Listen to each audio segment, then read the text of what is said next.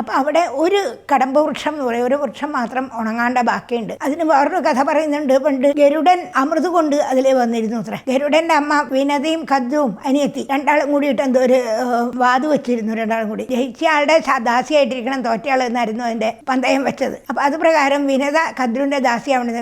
ഖദ്രു കള്ളത്തരായിട്ട് ജയിച്ചതാണ്. അങ്ങനെ ദാസിയായ സമയത്ത് അതിന് പരിഹാരമായിട്ട് ആ ദാസ്യത്തിൽ നിന്ന് നിവർത്തിക്കാൻ എന്താ വേണ്ടത് ചോദിച്ചപ്പോൾ പറഞ്ഞു, അമൃത് കൊണ്ടുവന്ന് തരണം ഞങ്ങൾക്ക്. വിനതയുടെ മകനാണ് ഗരുഡൻ. ഗരുഡനോട് അമൃത് കൊണ്ടുവരാൻ പറഞ്ഞപ്പോൾ ഗരുഡൻ അമൃത് കൊണ്ടിരുന്ന സമയത്ത് ഈ കടമ്പ് വൃക്ഷത്തിന്റെ മുകളിൽ ഇരുന്ന് 2 മിനിറ്റ് വിശ്രമിച്ചു അത്ര. ആ വിശ്രമിക്കാനിരുന്ന സമയത്ത് അതിൽ നിന്ന് ഒരു തുള്ളി അമൃത് ഈ കടമ്പ് വൃക്ഷത്തിന്മേൽ വീണു എന്നാണ്. അപ്പൊ അതുകൊണ്ട് അത് മാത്രം ഉണങ്ങിയിട്ടില്ല. എന്ത് വിഷം തട്ടിയിട്ടും ഉണങ്ങാണ്ട് അത് മാത്രം ബാക്കിയുണ്ടായിരുന്നു. ആ വൃക്ഷത്തിന്റെ മുകളിലേക്കാണ് ശ്രീകൃഷ്ണൻ ചാടി കയറിയിട്ട് അരയും തലയൊക്കെ മുറുക്കി നല്ലോണം. ഇപ്പൊ കുട്ടികളൊക്കെ പറയുന്നുണ്ട്, ചാടരുതേ കൃഷ്ണ, വെള്ളത്തിലേക്ക് ചാടാൻ പോകരുതേ, ചാടരുതേ, ഒന്നും കൂട്ടാക്കാണ്ട് കൈ കൊട്ടിക്കൊണ്ട് കളന്തിര കയത്തിലേക്ക് ചാടിയപ്പോഴേക്കും 14 ലോകങ്ങളും ഉള്ളിൽ വഹിച്ചിരിക്കുന്ന ഭഗവാനാണ് എന്തോ ഒരു വലിയൊരു പർവ്വതമോ അതിലും വലുതെന്തോ വന്ന് വീണ പോലെയാണ് ഈ കാളിയന് തോന്നിയത് അത്ര. കയത്തിലേക്ക് അതിന്റെ ആ ശക്തി ചെന്നപ്പോ. അപ്പൊ കാളിയൻ വിചാരിച്ചു, ആരാണ് എന്നെ സ്വൈര്യ ജീവിതം ഇല്ലാണ്ടാക്കാനായിട്ട് ഈ കയത്തിലേക്ക് വന്ന് ചാടിയത്? ആരാണ്? ഞാനിവിടെ സുഖമായിട്ട് ഭാര്യയും മക്കളും ഒക്കെ ആയിട്ട് ജീവിക്കുകയാണ്, ആരാണ് ഈ കയത്തിലേക്ക് ചാടിയത് എന്ന് വിചാരിച്ച് ദേഷ്യത്തോടു കൂടി കണ്ണുന്നൊക്കെ തീക്കട്ട പോലെയുള്ള